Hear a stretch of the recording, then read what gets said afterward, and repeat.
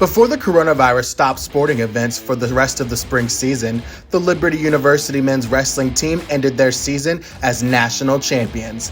As the team prepares and stays alert for how things will work in the fall, I sat down with the coaching staff to hear their thoughts. And joining me today are two of the Liberty men's and women's wrestling coaches, Chris Williamson and Jesse Castro. Guys, thanks for sitting down with me today. Thanks for having us. Yep. Well, first off, I want to talk to you about the end of your season. COVID, of course, didn't really play a big factor into cutting your season really short. You were able to travel back down to Dallas and, of course, win your guys' third national championship in a row. Kind of talk about that great end to your season as you kind of prepare and look forward to your new season coming up. Well, we were blessed in the sense that we were there in Texas when the announcement was made of the pandemic, and of course there were some major decisions made by the organization that we belonged to, the NCWA, and we were very, very proud of our organization in the sense that they followed through. Out of the 90 or 86 teams that were there, I think 7 teams were required to leave the event, but other than that, it followed through as planned, and so we were glad to have that happen. So, what do you think, Chris? I mean, any? It was a good end to a good season. Bittersweet, but more sweet than bitter. A lot of our guys were. Any of our guys that had an opponent that had to leave the tournament, they were more disappointed than relieved, and so we were a little disappointed by that. But we can only control what we have the capability to control. So our guys wrestled really well. They weren't really fazed by anything. We were really nervous going into the second half of the second day of what was going to happen, and but our captains did a good job of keeping everyone level-headed, and once we knew that we were going to be able to wrestle, they just kind of let the chips fall where they may, and kind of the rest is history. Well, for you guys now, a lot of seniors graduated this year that were a big part of creating the dynasty that you both have talked about for so long. What is it going to be like this upcoming year with over 14 new recruits coming in and kind of making sure that the Liberty Wrestling dynasty continues on its path? Well, we're dependent on our leadership. I mean, the guys that we have as upperclassmen this year are essential, obviously, but we're hoping that they're going to carry on the tradition and the mindset and culture that the team has established over the course of so many years. I think that you can only vet your recruits so well, but the guys that we have been on the phone with recruiting, bringing on campus, we have a good feel about them.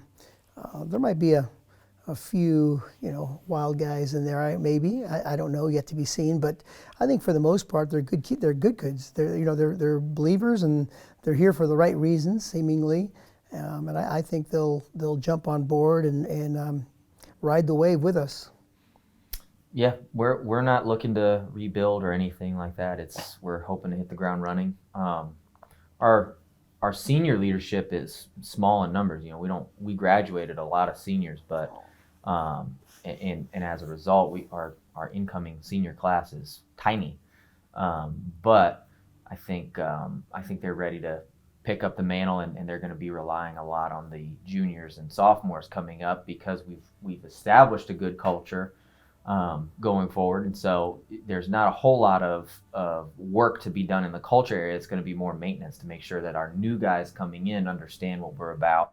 Well, I know the coronavirus has definitely put a few dampers on looking forward to the 2020-2021 season. But one exciting thing that happened for the team this year is the new addition of the complex that is going to be housing your guys' team for better training aspects and just a lot bigger of an area for them to learn and hone in on some of those skills. Talk about that as the new guys come in and what that's going to look like and how important and crucial that's going to be for the team this year. Wow, what a great recruiting tool, huh? This has been a long waiting that we have a place to call our home, a place to actually hang pictures and paint and make it your own. We've been kind of a transient team, if you will, since the inception back in the 70s, to be quite honest with you. So to have this facility is huge for us. It is a facility that will rival Division I programs in our state, if not the country. I think it's going to be huge for us, not just in terms of recruiting, but in terms of training as well.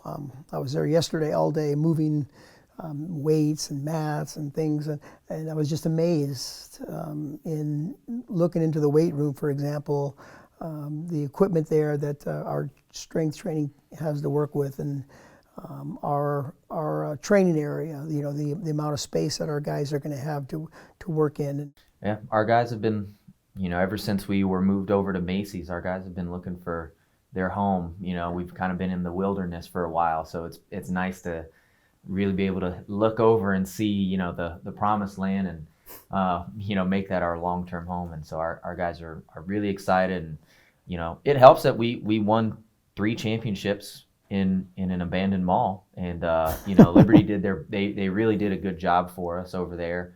So we're really grateful for all of the work they did to outfit Macy's, but you know, our guys knew that wasn't our home, and so we're excited to kind of build our history in our new place. Well, one last thing for you. I know planning for this new season is going to be difficult, obviously, with COVID, and wrestling, of course, being a full body contact sport. For the men and the women, what are some things that you guys are going to have to work through, you know, training wise, to kind of figure out what the year is going to look like, but also planning for tournaments and what that also is going to look like? Oh man, there are just so many unknowns right now. Like many schools, programs across the country, we're on standby. Everyone's on standby. Everyone's biting at the bit, waiting to get back onto the mats. And I'm sure there's training going on somewhere in basements and things like that. Don't get me wrong, but for the most part, there's been a long hiatus, you know, in our sport. So we're at the mercy of state, you know, the state mandates, depending upon what our governor decides to do, and just like across the country. I'm happy to see that our school is going to start as planned, you know, in August here in a few weeks. And the way we're going to approach this is that we're going to be ready to rock and roll, so to speak, and start training is like we normally do. We'll have to make some adjustments, of course. You know, we're looking into some masks, for example, that we're able to train and you know, for protection, and implementing other safety standards, you know, according to those mandates. But our goal is to be ready to go in November. But I will say that, you know, even our schedule in November is going to be changing as well. I mean, we're still in the process of looking for events, for example, and I don't know, this first semester I think is going to be, like I said, there's a lot of unknowns and a lot of question marks. Well, again, thank you both so much for joining me today. It's always great to catch up with both of you. As of course, we'll definitely be praying for you guys as we figure out what the season is going to look like, but we wish you the best of luck and hope to see you again soon. Thank you, Hayden. Thank you.